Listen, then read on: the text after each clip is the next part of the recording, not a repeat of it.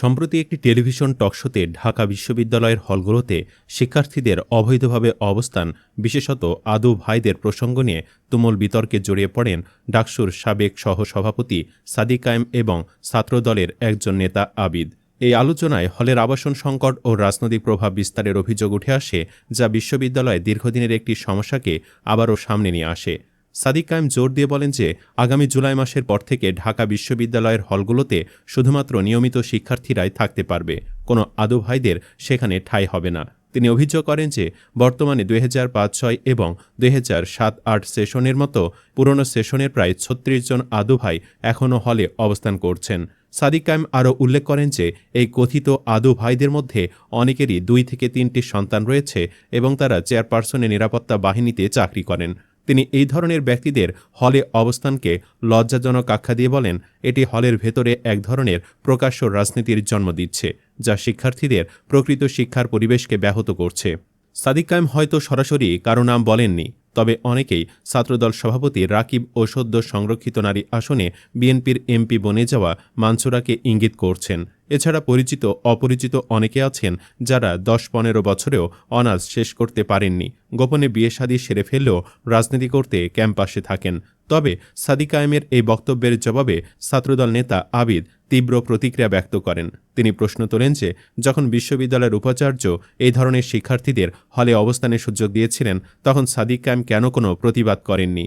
আবিদ সাদিক কায়েমকে উদ্দেশ্য করে মিথ্যা তথ্য ছড়ানোর অভিযোগ আনেন এবং তার বক্তব্যের সত্যতা নিয়ে প্রশ্ন তোলেন, যা টকশোতে উত্তপ্ত পরিস্থিতির সৃষ্টি করে।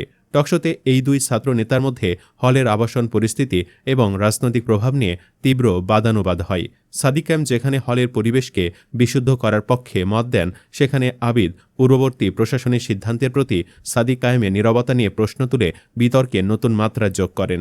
এই বিতর্ক ঢাকা বিশ্ববিদ্যালয়ের হলগুলোতে দীর্ঘদিনের আবাসন সংকট এবং ক্ষমতা অপব্যবহারের পুরনো চিত্রই নতুন করে সামনে নিয়ে আসে, যা বিশ্ববিদ্যালয়ের শিক্ষার্থীদের মধ্যে এক মিশ্র প্রতিক্রিয়ার জন্ম দিয়েছে। এর আগে বাংলাদেশ ইসলামী ছাত্র শিবিরের কেন্দ্রীয় সভাপতি নুরুল ইসলাম সাদ্দাম সম্প্রতি এক বক্তব্যে দেশের বর্তমান ছাত্র রাজনীতি, আর্থিক অব্যবস্থা এবং সরকারের বিভিন্ন নীতি নিয়ে কড়া সমালোচনা করেছেন।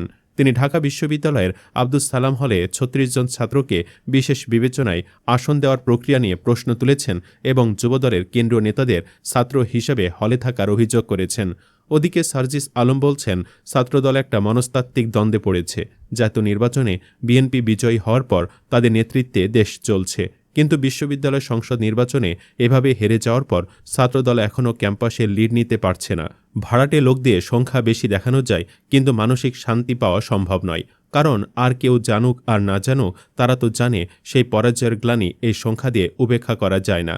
তাই তারা কয়েকজনকে পিটিয়ে রক্তাক্ত করে কিংবা প্রয়োজনে 2-1টা লাশ ফেলে ক্যাম্পাসগুলোতে ত্রাসের রাজত্ব কায়েম করতে চায়।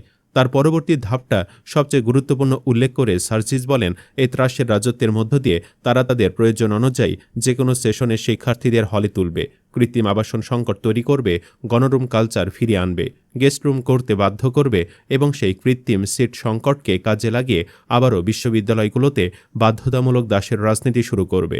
তিক্ত সত্য এটাই যে গণরুম, গেস্ট রুম কালচার ছাড়া বিশ্ববিদ্যালয়গুলোতে ছাত্রদলের স্থায়ী রাজনীতির কোনো অস্তিত্ব থাকবে না।